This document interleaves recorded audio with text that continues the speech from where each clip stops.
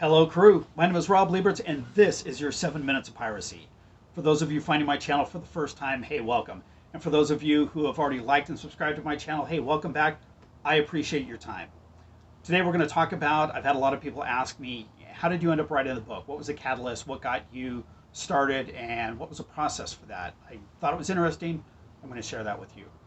The first thing you need to know is, well, I'm a pirate, but I also like to go to pirate festivals. Now, the area I live in, we have a couple of pirate festivals every year. We have some family-friendly pirate festivals, which are fun, and then we have some adult-friendly pirate festivals, which are even more fun. Now, I was at one of the pirate festivals staying with another crew, and one of the crewmen was kind of showing me around and teaching me about the pirate festivals and all the etiquette. And she said, you have to create your character and you have to create your persona. Now, this particular person recommended that I go back 3 generations. She had her character and her parents and her grandparents, and I thought that was all well and great for her, but probably a little deeper than I wanted to swim. I just wanted to show up at the pirate festival and listen to the music and drink some beers. So last year I had a month off from work, and so I'm home for a month, and I thought, well, I'm not an idle person. I've always got to be moving, so I thought this would be a great time to write my backstory. And so I sat down and I came up with my character and where he was from. And I gave him a set of parents, which incidentally were my parents, because why reinvent the wheel? And I thought that was great. I had my backstory. And then I started thinking, well, my character is actually a captain. So how did my character become a captain? So I wrote a little more of the story about how he became captain of a ship. And by the time I was done, I was like 50 pages into it. Now, I've been a writer all my life, but mainly I write short stories like 1, 2, 3 pages long. My Christmas letters are legendary. I get harassed by people every year. Don't take me off your Christmas list, because mine are not your traditional Christmas letters. I make fun of myself, my family. I make fun of everybody. It's kind of a tongue-in-cheek for everybody who writes the Christmas letters, where they talk about everybody who died and all their medical ailments and all the horrible things that happened over the year, and then they say, oh, by the way, Merry Christmas. Mine is all, it's all fun, and I make fun of everything.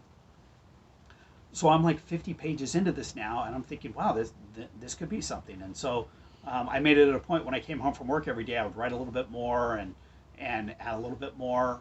And some days I would sit in front of the computer for 3 hours and not type a word. It was just, some days the wind's not blowing and there's nothing in your sails, and other days I couldn't type fast enough. It was drinking from a fire hose. I was just typing as fast as I could, and so it continued to grow and continued to grow. So about 5 months down the line, I'm coming up on 400 pages, and it's absolutely, it's insane. I can't believe I put this much material together. And I was trying to find an ending point. Where does my book end? And my character had left England. He sailed halfway around the world. He was shipwrecked on an island for years. He became part of this tribe. He finally got a ship. He finally made his way back home. His ship pulls into England, and he steps off the deck of the ship onto English soil for the first time in 5 years. And I kind of stop and I push myself back from the computer, and I think, holy shit, I think I just wrote a book. And there was celebrating and crying, all by me, of course. I mean, it was hugely emotional, but I never thought I would do anything like that. So, once I had it, then I went back through and I started to rewrite it, and I cleaned it up as best I could. And then I found the smartest man I know and asked him to edit it for me. And he said, absolutely not, it'd be way too much work, and you're a train wreck. And I begged and pleaded, and finally I got him to be my editor, and he went through and he did a great job. He made it, legible and readable, and he did some really great work and really brought out the richness of my story. And so at that point, I found a friend of a friend who did artwork, and I asked them to design me a book cover, and she did, and it was fantastic, and I loved it.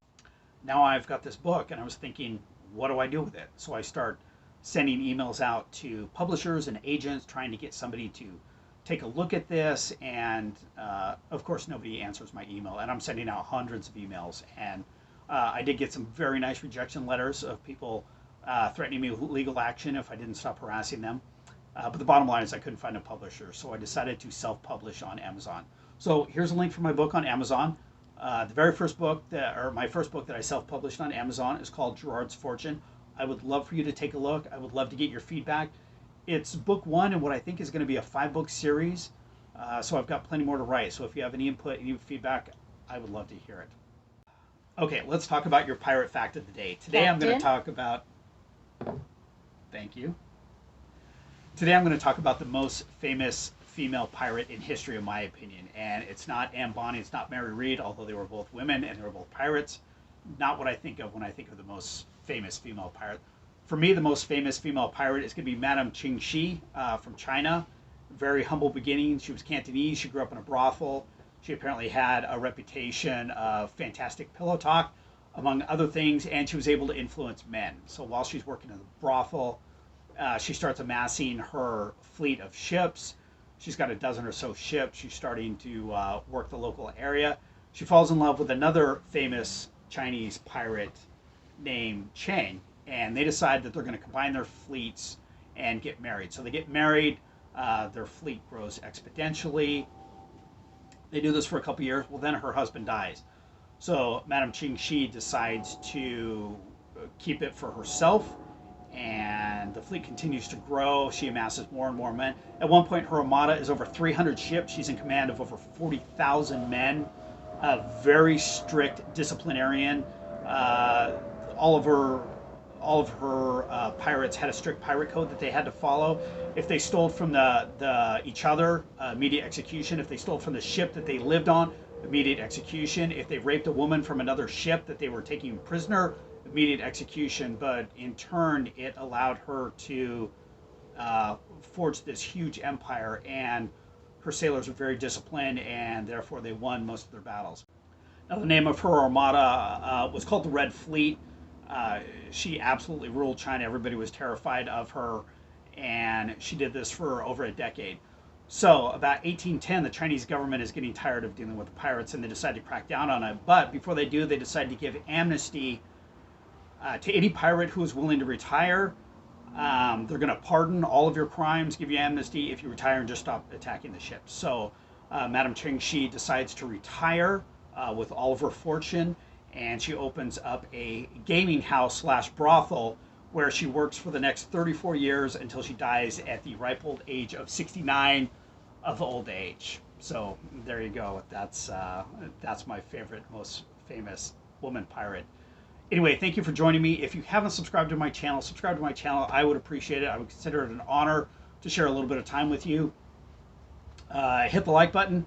Tell your friends about it. You can click on the Taco Bell, and every time I push out a new video, you'll be notified. Hey, thank you for your time, and until we see each other again, fair winds.